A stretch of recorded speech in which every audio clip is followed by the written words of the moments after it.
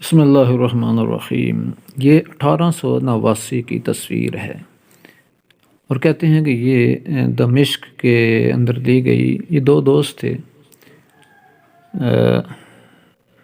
ایک چل نہیں سکتا تھا اور دوسرا دیکھ نہیں سکتا تھا، اور ان کی آپس میں کمٹمنٹ تھی، دوستی کے ساتھ ساتھ یہ ایک دوسرے کی ضرورت بھی تھے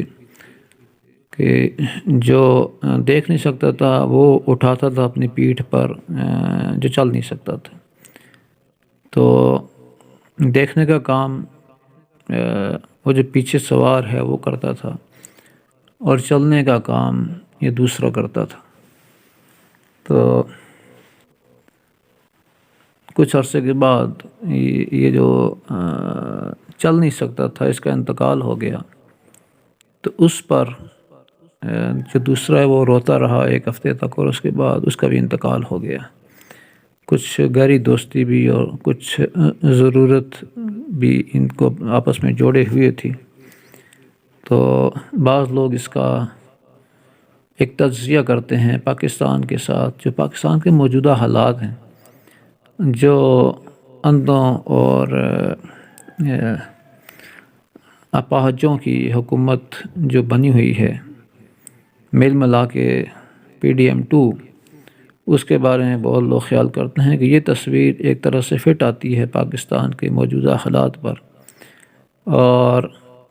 اس کا تصویری جائزہ لوگ کہتے ہیں کہ یہ 1889 کا پاکستان کی ایک طرح کی تصویر ہے۔ تو اب اگر ان میں سے کوئی ایک بھی چند پارٹیوں میں سے، بڑی پارٹیوں میں سے، بڑی تو اب نہیں ہے، چھوٹی رہ گئی ہیں ساری، لیکن کوئی ایک پارٹی بھی اگر تھوڑی سی بھی آگے پیچھے ہوتی ہے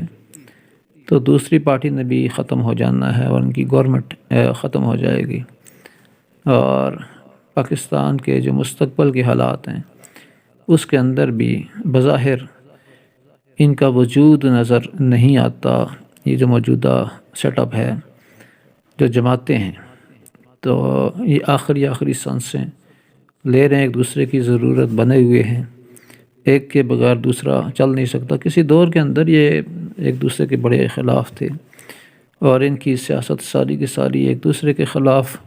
باتیں کرنے ہی سے ہوتی تھی، لیکن آج تاریخ کے اس دوراہے پر یہ ایک ہیں،